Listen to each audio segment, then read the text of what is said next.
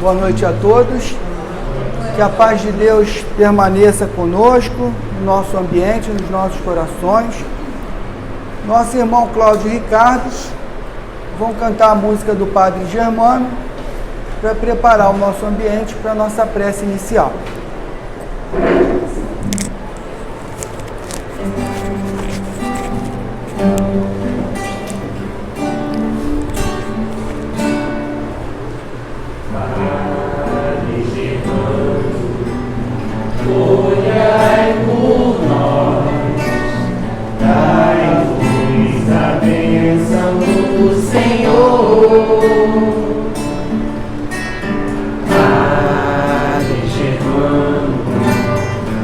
Olhai por nós, mostre-nos o caminho do amor.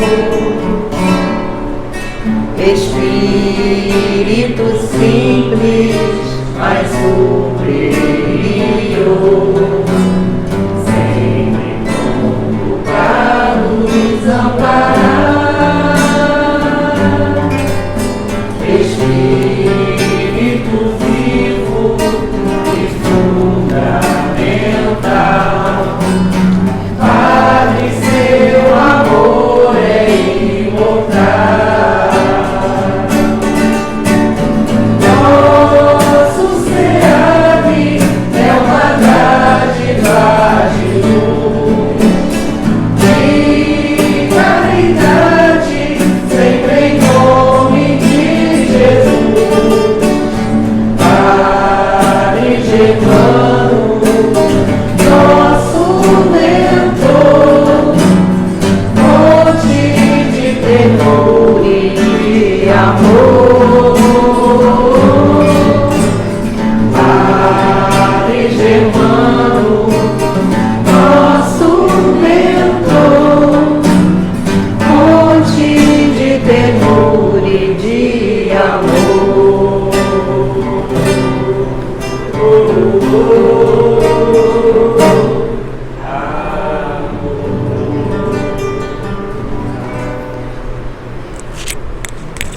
Obrigado, Cláudio, Ricardo.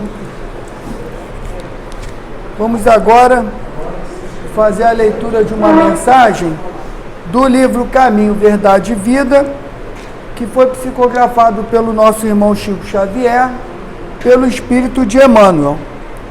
E a mensagem diz assim: endireitai os caminhos.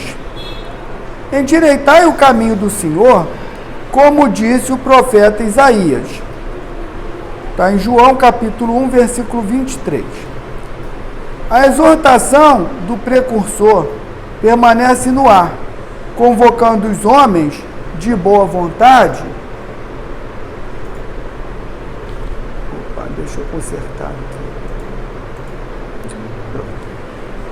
Exortando os homens de boa vontade à regeneração das estradas comuns. Em todos os tempos, observamos criaturas que se candidatam à fé, que anseiam pelos benefícios do Cristo, clamam pela sua paz, pela presença divina e, por vezes, após transformarem os melhores sentimentos em inquietação injusta, acabam desanimadas e vencidas. Onde está Jesus, que não lhe veio ao encontro aos seus rogos sucessivos? Em que esfera tão longe permanecerá o Senhor, distante das suas amarguras? Não compreendem que, através de mensageiros generosos, o Cristo se encontra em cada dia ao lado de todos os discípulos sinceros. Falta-lhes dedicação ao bem de si mesmos. Correm ao encalço do Mestre Divino, desatentos ao conselho de João: endireitai os caminhos, entre aspas. Para que alguém sinta a influência santificadora do Cristo, é preciso retificar a estrada em que tem vivido. Muitos choram em veredas do crime, lamentam-se nos resvaladouros do erro sistemático, invoca o céu sem o desapego às paixões. Em tais condições, não é justo dirigirem-se a alma ao Salvador, que aceitou a humilhação e a cruz, sem queixa de qualquer natureza. Se queres que Jesus venha santificar a tua atividade, endireita o teu caminho, regenera os teus impulsos, desfaze das sombras que te rodeiam e senti-lo-á ao teu lado com a sua bênção. Bom, meus irmãos, a nossa mensagem traz aqui uma boa reflexão para todos nós, especialmente naqueles momentos de aflição em que nós oramos, nós rogamos a Deus, nós rogamos a Jesus, nós pedimos a espiritualidade e continuamos angustiados. E o nosso problema continua. E muitas vezes, quantos companheiros nossos que passaram por aqui, outras tantas casas de Deus, e que por não terem a resposta que eles achavam que era a que eles queriam, abandonaram a sua fé. Então nós temos que ter essa fé porque Jesus está conosco sempre. Deus envia os seus mensageiros para estarem conosco sempre. Só que a gente tem que compreender que muitas vezes o problema, a dificuldade, ela faz parte do nosso aprendizado. Nós vamos conviver com ela. A diferença é, quando eu tenho certeza que eu tenho Deus do meu lado, que eu tenho Jesus do meu lado e a espiritualidade, eu fico fortalecido, eu vou à luta. Eu sei que eu vou vencer, aquele momento vai passar. Agora, quando eu... Meu Deus, cadê esse Deus que não está aqui comigo na minha angústia? Cadê Jesus que prometeu isso e aquilo, que fez por tanta gente e não faz por mim? Aí me coloca como vítima. Nenhum de nós é vítima, meus irmãos. Nós não sabemos o que fizemos no passado. E aí, muitas vezes, no primeiro momento, eu sou vitimado.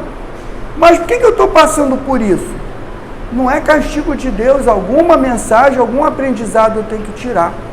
Então, meus irmãos, a fé e a confiança é a maior ferramenta que a gente tem que ter, especialmente naqueles momentos de maior dificuldade. Que é ali que a gente vai ter a fortaleza do nosso lado e vamos nos sentir fortes para enfrentar o problema e vencer o problema, ou vamos nos sentir enfraquecidos e abandonados, porque nós viramos as costas para Deus, não é Ele que virou as costas para a gente. Bom, meus irmãos, vamos agora então elevar o nosso pensamento a Deus, nosso Pai, e com a gratidão ao Pai, por esse dia que recebemos de oportunidade, vencemos o dia e chegamos aqui nessa casa, que nos recebe de braços abertos, que nos recebe de portas abertas, e que a espiritualidade que nós não enxergamos chegou muito antes de nós para preparar toda essa atmosfera de acolhimento. Aqui é um hospital para tratar das nossas enfermidades, aqui é uma escola para a gente aprender os ensinamentos de Jesus, para a gente aprender a ter fé e confiar na misericórdia de Deus. Obrigado, Pai, obrigado, Jesus, obrigado, Germano, e obrigado à espiritualidade amiga dessa casa. Que esses companheiros da espiritualidade possam envolver e amparar, possam inspirar a nossa querida irmã Rosa, que fará uso da palavra essa noite, para que ela traga aquilo que a gente precisa ouvir, para que nos fortaleça na fé, para que nos mostre que nós somos, sim, filhos de Deus e amparados pelo Pai. E assim, Pai, agradecidos por esse momento e por essa casa que nos acolhe, pedimos a permissão para dar por iniciada a reunião dessa noite. Graças a Deus, e em nome de Deus, nosso Pai, está iniciada a nossa reunião, e a nossa irmã Rosa, que vai estar substituindo o companheiro que faria a palestra hoje, mas teve um problema, e avisou a gente ontem. Aí a nossa irmã Rosa, generosamente, vai nos trazer aí o estudo da noite. Boa noite, meus irmãos. Que a paz de Jesus esteja em nossos corações. Estamos aqui, reunidos sempre para estudarmos, o Evangelho de Jesus.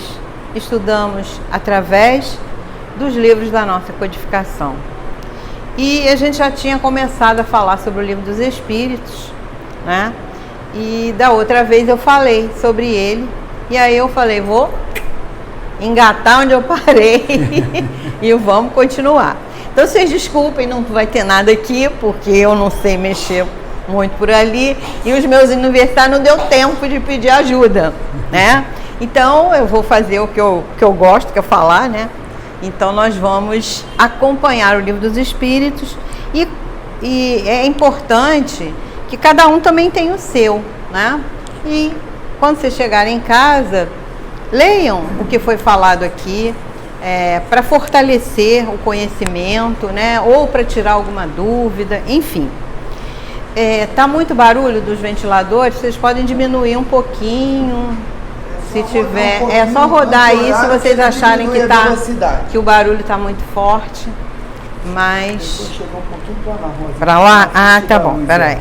Então aqui, tô bem? Tá bem aí, então tá tudo ok. Bom, então aqui, quando eu falei da outra vez, eu até falei muito pouco sobre o Livro dos Espíritos, porque aí eu fiz aquele apanhado, né, explicando os livros da codificação, da doutrina, aqui a gente chama de Pentateuco. E o Rubens até na terça-feira falou mais uma vez a respeito do Livro dos Espíritos, porque é o primeiro livro. E a gente usa muito o Evangelho, né? O Evangelho realmente é aquele confortante, é aquele que nos socorre, é aquele que a gente abre na hora que a gente está, né, no sufoco, e a gente sempre encontra alguma coisa que nos sustenta, que nos fortalece, que nos conforta. Mas o primeiro livro foi o Livro dos Espíritos.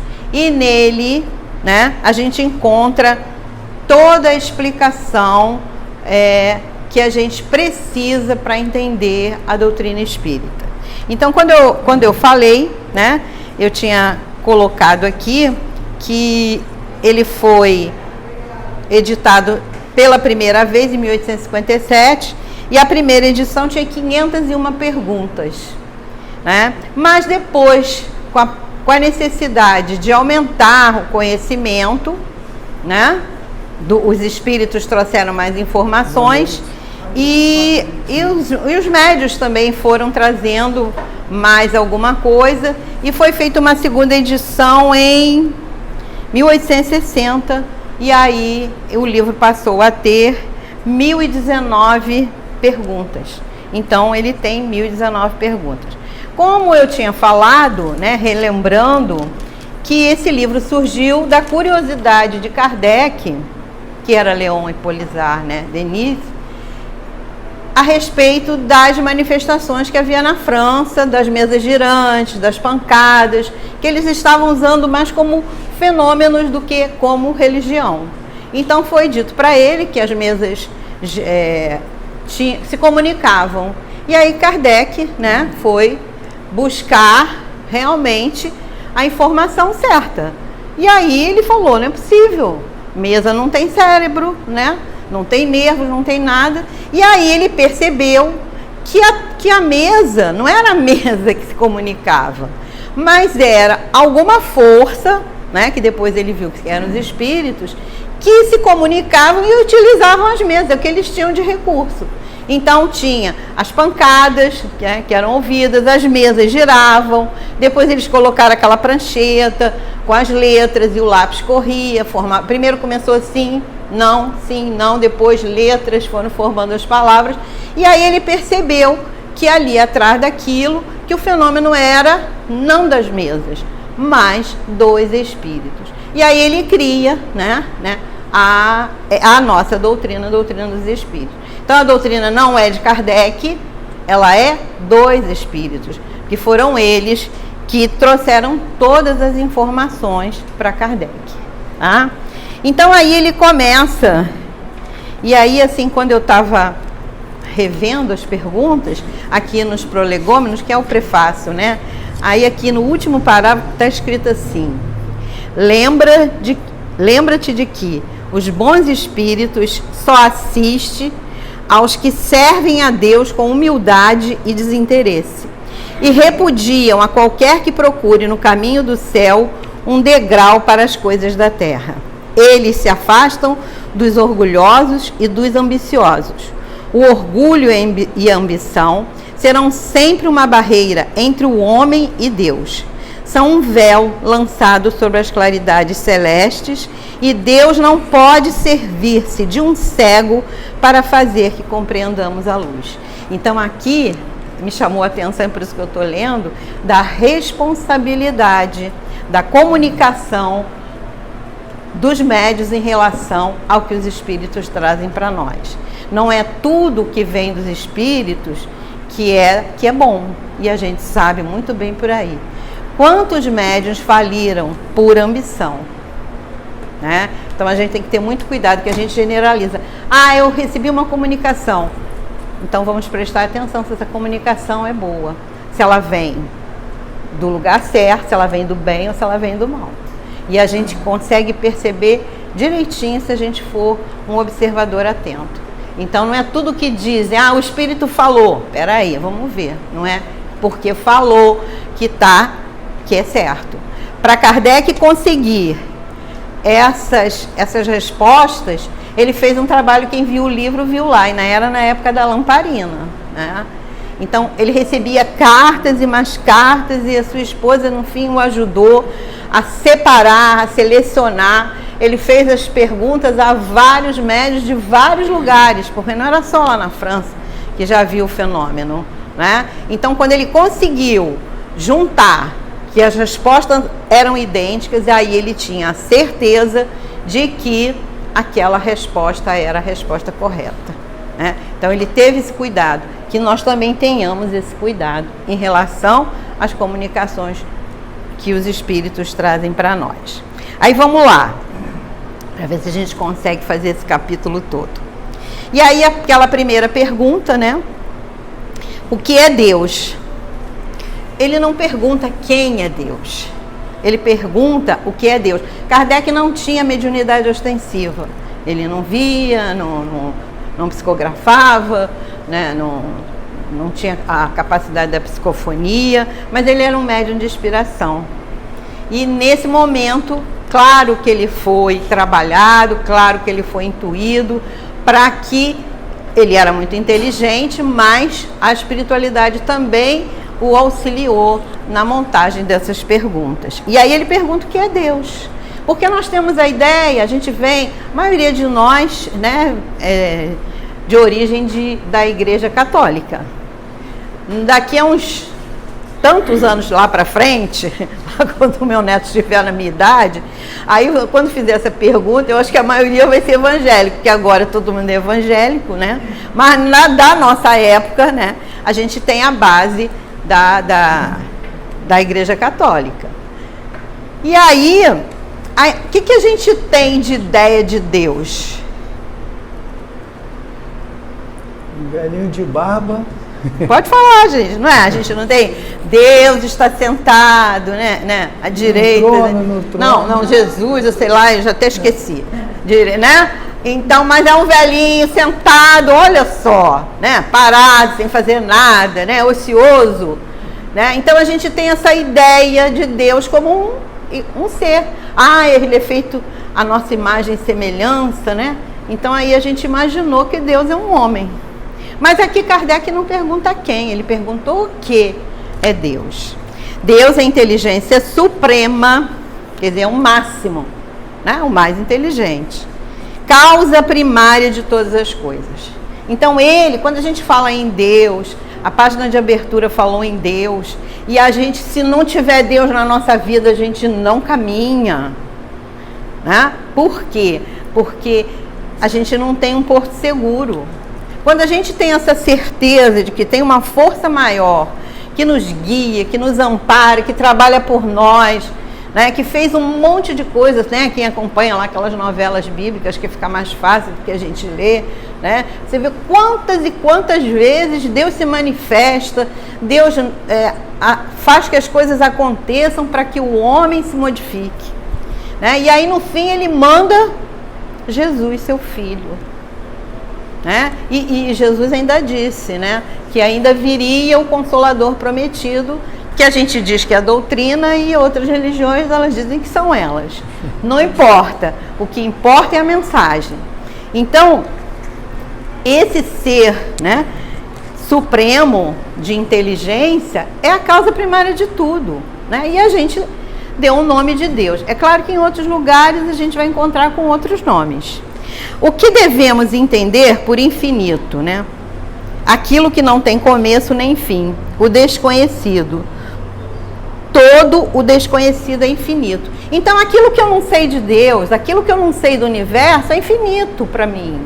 Porque eu não tem começo nem fim. Para mim, eu não sei onde começa, eu não sei onde termina. Então, para mim, isso é infinito, porque a gente tem a noção de infinito, assim, né, do céu, né? Poderíamos dizer que Deus é o infinito? Aí ele fez a primeira pergunta para jogar a terceira, né? Definição incompleta. Pobreza da linguagem dos homens, insuficiente para definir as coisas que estão além da sua inteligência. Aí Kardec faz assim um comentário. Deus é infinito nas suas perfeições, mas o infinito é uma abstração. Dizer que Deus é o infinito é tomar o atributo de uma coisa por ela mesma, definir uma coisa ainda não conhecida por outra que também não o é. Então, ele é infinito nas suas perfeições, né? Então, quando a gente não tem noção, né? A gente não tem noção até onde vai o alcance de Deus. A gente imagina, né? Mas a gente não tem noção. Aí vem aqui, item 2, provas da existência de Deus. Onde podemos encontrar a prova da existência de Deus? Essa é fácil, né? Mole, não é? Olha só, num axioma que aplicais às vossas ciências, não há efeito sem causa. Procurai a causa de tudo. O que não é obra do homem, a vossa razão vos responderá. Fácil. O que o homem não consegue fazer é obra de Deus. Quem fez? Foi o homem. Muita coisa o homem consegue, através do quê? Da inteligência que Deus o proveu. Mas tem coisa que não adianta. Não adianta, que o homem não vai conseguir repetir. Ele pode fazer um enxerto de uma flor, de uma rosa com outra rosa, conseguir uma tonalidade diferente, mas ele nunca vai conseguir criar uma rosa. Ela vai vir, né, daquele produto da semente, que já está feito por quem? Foi o homem? Não foi o homem. Então, tudo que o mar, nossa, a natureza, então, se a gente for olhar, foi o homem que fez aquilo?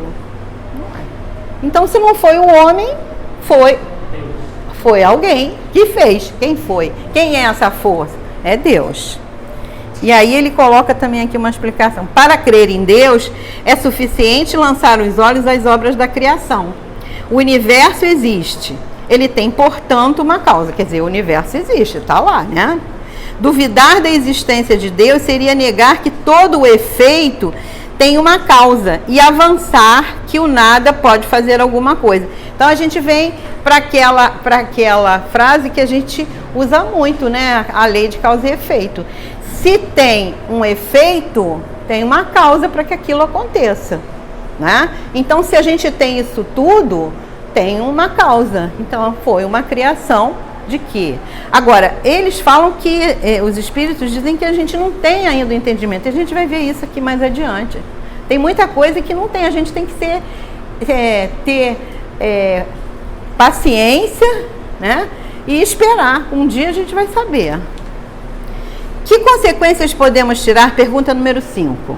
Que consequência podemos tirar do sentimento intuitivo que todos os homens trazem consigo da existência de Deus? Quer dizer, que consequência nós podemos tirar? Que Deus existe. Pois, de onde lhes virá esse sentimento se ele não se apoiasse em nada?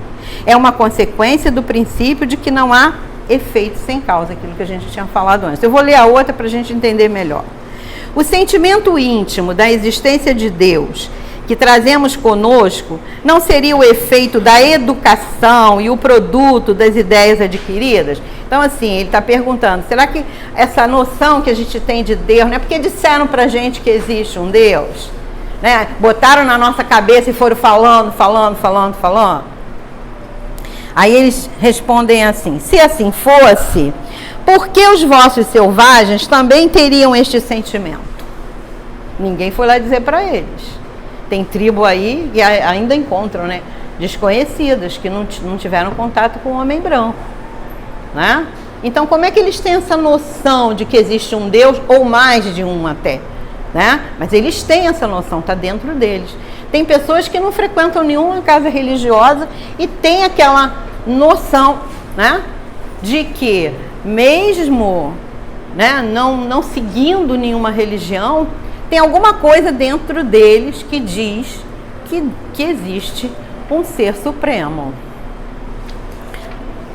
Aí a gente não vai entrar aqui no detalhe do ateu, né, porque o ateu, ele tem lá suas ideias, é uma coisa assim, uma coisa a se discutir, mas a gente vê que eles podem não acreditar num Deus, mas a maioria dos ateus tem um ótimo coração e às vezes são mais generosos do que muitos religiosos.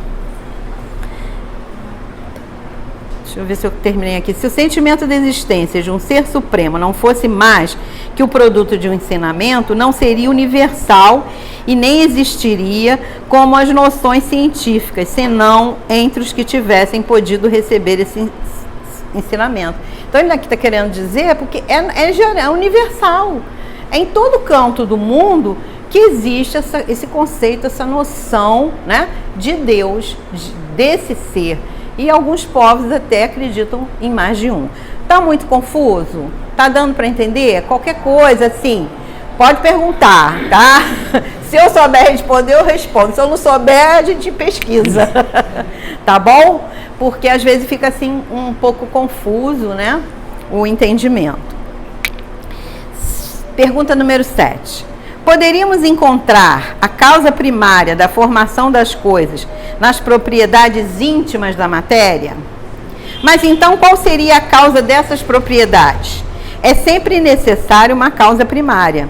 Atribuir a formação primária das coisas às propriedades íntimas da matéria seria tomar o efeito, quer dizer, a coisa que já está feita, pela causa. Pois essas propriedades são em si um efeito que deve ter uma causa. Que pensar da opinião que atribui a formação primária a uma combinação fortuita da matéria, ou seja, ao acaso? Então é aquela história lá do Big Bang, né, que explodiu e aí se formou o mundo, né? Outro absurdo. Que homem de bom senso pode considerar o acaso como um ser inteligente? Se foi de uma explosão, se foi de um passe de mágica, não veio de um ser inteligente, né? Se ele fala lá no início, os espíritos dizem pra gente, né, que ele é inteligência suprema, aí fez por acaso, aí fez uma mistura e apareceu o mundo.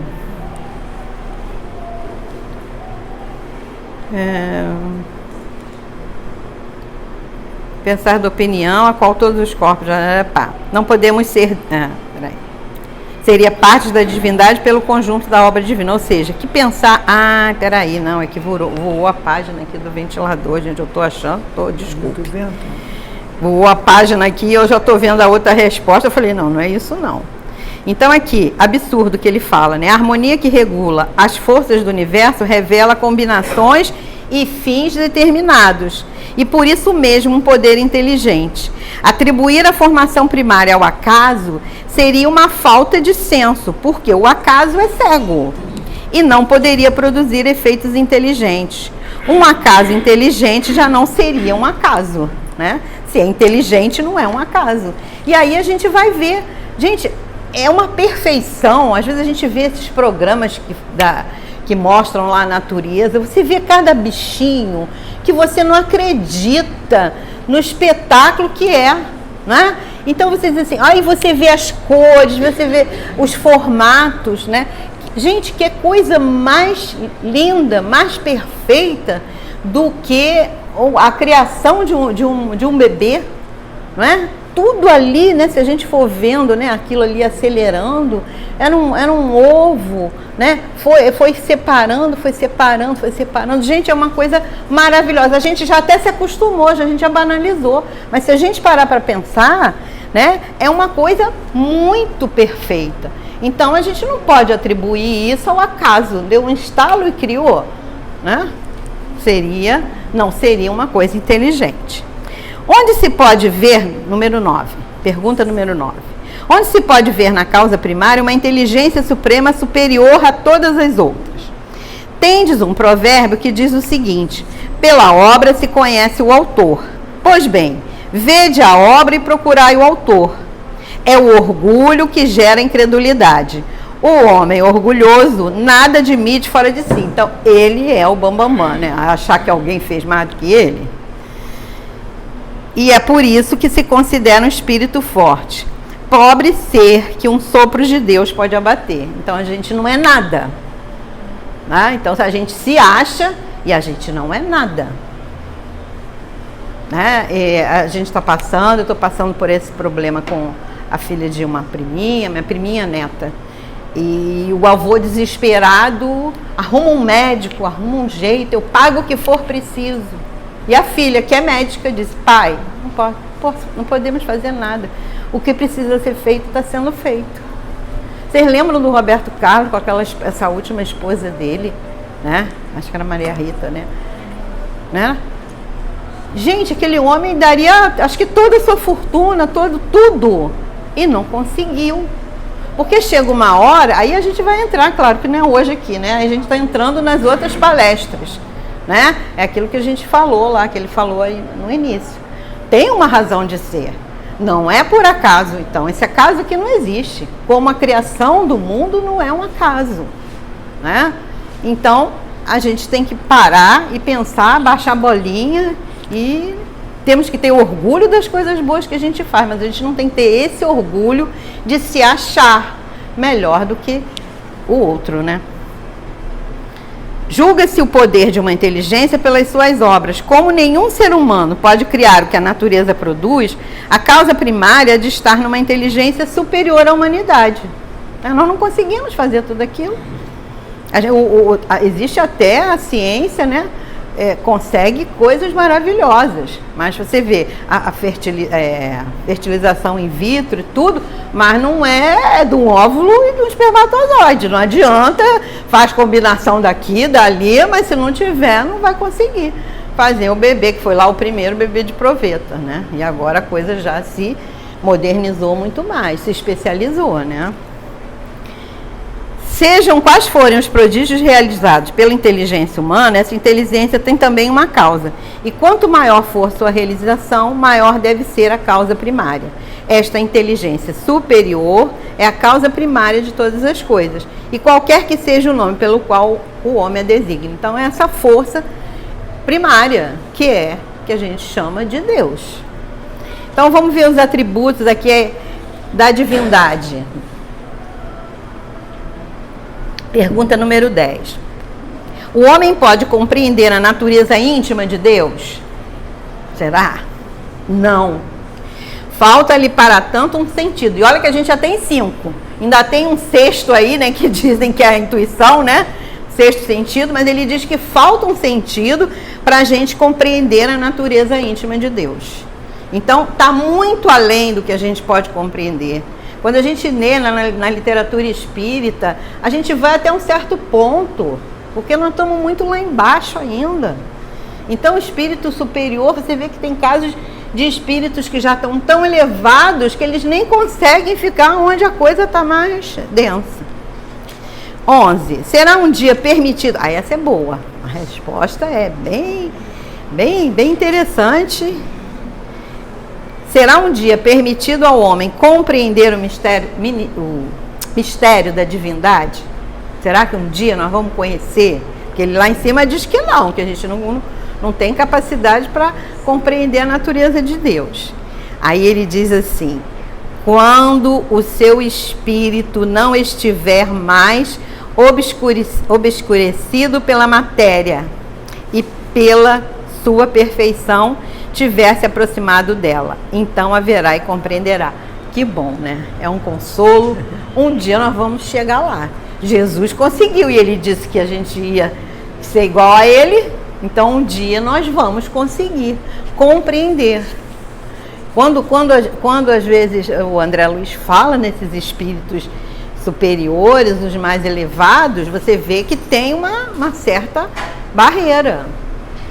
né? Eles têm uma capacidade que até os bons espíritos que ajudam ali, né, não conseguem. Mas tudo é uma hierarquia, é um grau de evolução. É a nossa moralidade, a nossa reforma íntima. Falta muito, mas nós vamos chegar lá. Agora, cabe a gente acelerar. A gente está parado, trancado, quando a gente continua fazendo as coisas erradas, fechando os olhos aos erros e fazendo amém, né? Eu não estou progredindo. Aí a gente reclama do país, reclama dos políticos, mas a gente não faz nada, né, para poder modificar as coisas. E aí eu quero evolução dos outros, e a minha? Eu faço parte desse universo. Então eu tenho que evoluir junto. Eu vi um comentário de um empresário, foi na Argentina isso. Ele tinha um restaurante, com a pandemia ele fechou. Porque tudo fechou. Então ele tinha 20 funcionários. E aí o que ele fez? Ele pagou a esses funcionários, e parece que o governo pagava uma parte, ele pagava outra.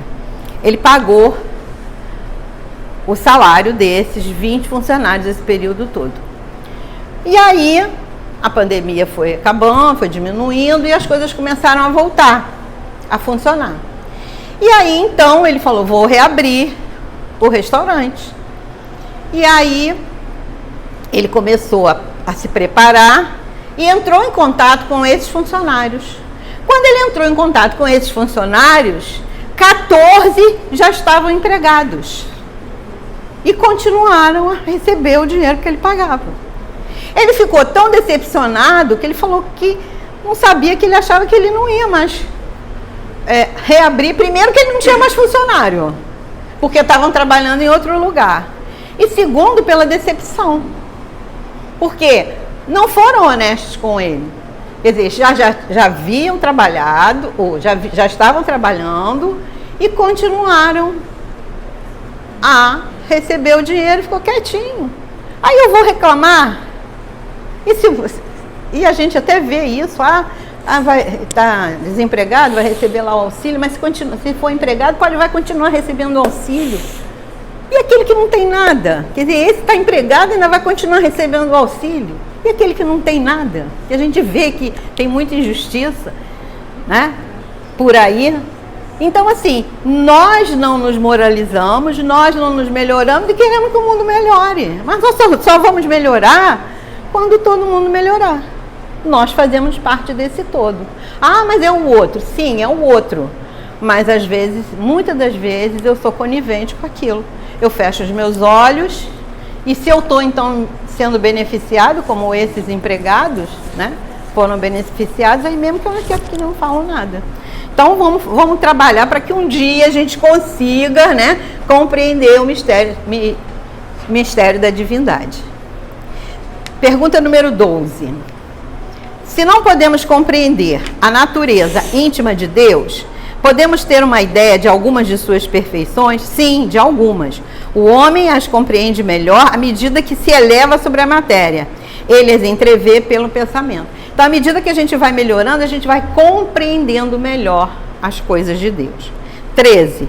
Quando dizemos que Deus é eterno, infinito, imutável, imaterial, único, todo-poderoso, soberanamente justo e bom, não temos uma ideia completa dos seus atributos? Do vosso ponto de vista, quer dizer, até onde a gente consegue entender, mas ele é mais do que isso. Sim, porque acreditais abranger tudo, mas ficais sabendo que há coisas acima da inteligência do homem, mais inteligente, para as quais a vossa linguagem limitada, toda hora os espíritos falam isso, já repararam? E a gente está na pergunta 13, ele vai até o final das respostas sempre falando que nós somos limitadas as vossas ideias e as vossas sensações, não dispõe de expressões. Quer dizer, não falta palavra, né? Falta palavra. Não diz que saudade, acho que é só, não existe nos outros, né? É só a gente que conseguiu encontrar uma palavra para representar esse sentimento. A razão vos diz que Deus deve ter essas perfeições em grau supremo, pois se tivesse, uma de menos, ou que não fosse um grau infinito, né? Quer dizer, sem fim, não seria superior a tudo, lógico, ele não seria superior a tudo se ele não tivesse todas essas qualidades. Para estar acima de todas as coisas, Deus não deve estar sujeito a vicissitudes e não pode ter nenhuma das imperfeições que a imaginação é capaz de conceber. Tem aqui uma consideração de Kardec, mas eu não vou falar não, que eu quero ver se eu consigo terminar esse capítulo 1. E aí tem a quinta parte desse capítulo, que tem como título Panteísmo. Deus é um ser distinto. Aí vamos entender isso aqui. Deus é um ser distinto, ou seria, segundo a opinião de alguns, a resultante de todas as forças e de todas as inteligências do universo reunidas. Aí eles respondem, eu vou ler tudo, depois a gente vai a outra pergunta para a gente poder entender. Se assim fosse, Deus não existiria. Olha só, vamos voltar aqui à pergunta. Deus é um ser distinto, Deus, só Deus, ou seria, segundo a opinião de alguns, resultante de todas as forças e de todas as inteligências do universo reunidas. Então, Deus ou é um só, ou ele faz parte de tudo que a gente considera inteligente. Se assim fosse, Deus não existiria, porque seria efeito e não causa. Que aí ele seria uma das partes da inteligência. E Deus não é a causa primária de todas as coisas? Deus existe, não podeis duvidar. Isso é o essencial. Acreditai no que vos digo e não queirais ir além. Não vos percais num labirinto de onde não podereis sair. Quer dizer, eu vou ficar pensando, querendo buscar, né, explicação e não vou conseguir encontrar. Isso não vos tornaria melhores, mas talvez um pouco mais orgulhosos, porque acreditaríeis saber, quando na realidade nada saberíeis. Deixai, pois, de lado todos esses sistemas. Tendes de vos desembaraçar de muitas coisas que vos tocam mais diretamente, e isto vos será mais útil do que querer penetrar o que é impenetrável. Que pensar, pergunta número 15, da opinião segundo a qual todos os corpos da natureza, todos os seres, todos os globos do universo seriam partes da divindade e constituiriam pelo seu conjunto a própria divindade. Ou seja, que pensar da doutrina panteísta, que é essa que acha que tudo faz parte, né, tudo é Deus, né? Não podendo ser Deus, o homem quer pelo menos ser uma parte de Deus. Então os espíritos dizem pra gente que foi uma desculpa que o homem orgulhoso arrumou para se fazer parte do universo, para se igualar a Deus. E tem gente que até se acha, né? A gente fala aí algumas profissões, então, se acha, não parece Deus não, se acha o próprio Deus, né? Então, é o caso lá da Índia, né? Não mata a vaca, que a vaca é sagrada, né? Que eles acham que ela ali é um ser divino, né?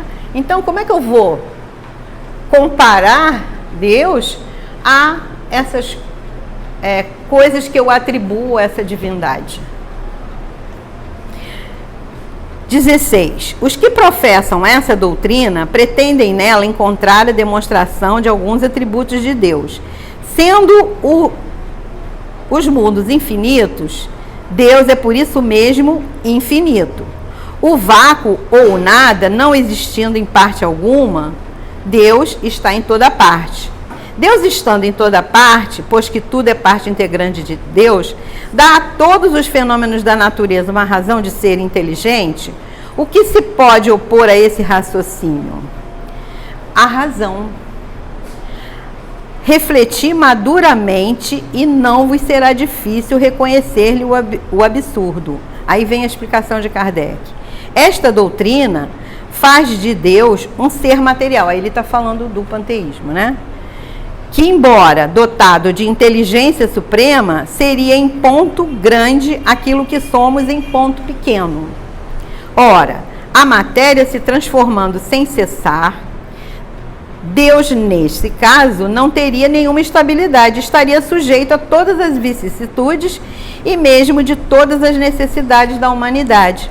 Faltar-lhe-ia um dos atributos essenciais da divindade, a imutabilidade. Porque se eu faço parte, né, da natureza, eu vou me modificando. Até a Marcele não falou aqui, né, quando ela falou em evolução, né, e ela falou que a palavra certa é progresso, porque eu vou evoluindo e vou modificando. Às vezes modifico para melhor, às vezes modifico para pior e até acaba em extinção. Então Deus estaria sujeito a isso, acabar. Então, tudo isso vem provado. Deixa eu concluir só aqui, que é a última, a gente encerra, né? Ora, a matéria se transformando sem cessar, Deus, nesse caso, não teria nenhuma estabilidade e estaria sujeito, repetindo aqui, a todas as vicissitudes e mesmo de todas as necessidades da humanidade. Faltar-lhe um dos atributos, que é a imutabilidade. As propriedades da matéria não podem ligar-se à ideia de Deus, sem que o rebaixemos em nosso pensamento, e todas as sutilezas do sofisma não conseguirão resolver o problema da sua natureza íntima. Não sabemos tudo que ele é, mas sabemos aquilo que ele não pode ser.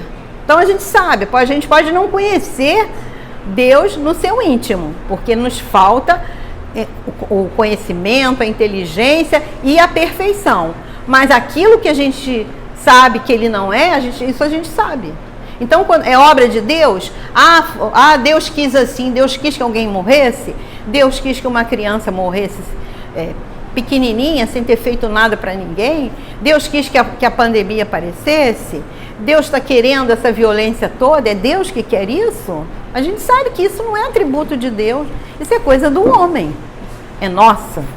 Concluindo, este sistema está em contradição com as suas propriedades mais essenciais, pois confunde o Criador com a criatura, precisamente como se quiséssemos que uma máquina engenhosa fosse parte integrante do mecânico que a concebeu. E concluindo aqui, que é fácil de entender, a inteligência de Deus se revela nas suas obras, como a de um pintor no seu quadro, mas as obras de Deus não são o próprio Deus, como o quadro não é o pintor que o concebeu e executou.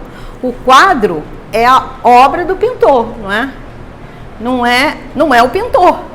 Então, toda essa obra da natureza é obra de Deus, não é Deus. Então, como o panteísmo quer, que Deus seja igual a todas as outras divindades que ele acredita, não tem coerência. E aí nós estamos na doutrina da razão. A doutrina espírita é a doutrina da razão. A gente aceita porque a gente entende. Não é porque disseram pra gente e não foi lavagem cerebral. Então, assim, parece difícil, mas não é não, Foi muito difícil entender essas perguntas. O que é Deus? Então, a gente sabe que existe essa força, a gente sabe que existe um propósito. Aí vocês vão me perguntar assim, mas por que Deus já não fez todo mundo perfeito? Por que já não fez um mundo maravilhoso? E que mérito teria isso? Aí era todo mundo robozinho. Não, ele nos criou simples e ignorantes, nos dando as mesmas condições, mas nós as utilizamos de acordo com o nosso querer, é o livre-arbítrio. Então, uns aceleram mais, outros aceleram menos. E outros estão lá parados, que vão para mundos, quando desencarnar, e não vão nem conseguir mais encarnar aqui. Então, se o mundo ainda não está, o planeta não está ainda em regeneração, ele está iniciando, mas ele já podia estar melhor, por nossa culpa, única e exclusiva nossa culpa. Nós já poderíamos ter melhorado, mas ainda estamos assim, embrutecidos, fazendo coisas. Então, quando tem assim uma oportunidade, pode, então vamos fazer. Tá certo? Não tá certo, tá errado, então não vou fazer. Precisa da lei? Vai ter um dia que nós vamos habitar um planeta em que não precise de prisão, não precise de nenhum policial para prender ninguém. Porque nós teremos a nossa consciência para dizer, tá errado, não faz. E tem gente que já consegue fazer isso, que não faz. Bom, meus irmãos, obrigado por me ouvirem. alguma pergunta, alguma coisa, alguma dúvida, a gente vai esclarecendo aos pouquinhos. E o que é importante, através das reuniões públicas, nós ainda não temos um esquema de montar um estudo com um grupo, né? Seria o ideal que a gente usasse todos os dias da semana para fazer um estudo em cada dia, mas a gente falta uma porção de coisa, falta pessoas, né? Trabalhadores, falta também a disponibilidade tanto de quem vai fazer, de quem vai assistir. Então aproveitem as reuniões públicas. Nós trazemos aqui os assuntos que são importantes. Então vamos aproveitar. Às vezes já me perguntaram assim, mas a gente às vezes quer fazer uma pergunta. Realmente, porque quando o palestrante vem, ele tem uma programação, né? Ele tem ali aquele esquema. Então alguém às vezes faz uma pergunta, de repente até dentro do assunto, mas muitas pessoas às vezes fazem uma pergunta que não tem nada a ver. Aí coitado do palestrante, vai parar o raciocínio para responder uma coisa que não tinha nada a ver. E aí vai se perder e as pessoas também vão perder o sentido daquele estudo. Então vamos ter paciência, é aos pouquinhos. Eu no início não sabia nada, eu estou aqui há 25 anos. No início eu não sabia nada e fui assistindo palestra, assistindo, e hoje continuo sem saber tudo, mas com certeza já sei um pouquinho melhor do que quando eu cheguei, tá bom? Então, é isso aí, a motivação para vocês continuarem. Muito obrigada. Bom, vamos para a segunda parte, que são os passes. Aí para quem está nos assistindo e vai nos assistir, né? Uma boa noite, que a paz de Deus continue.